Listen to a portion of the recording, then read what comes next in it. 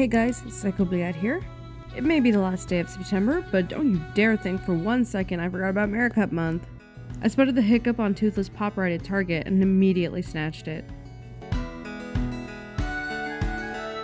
This is probably my most highly anticipated pop, maybe ever.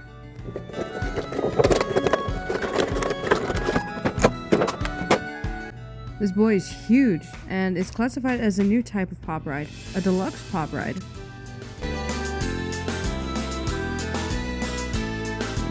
And then I also saw Merida at Target and I knew it was fate. Couldn't get one without the other.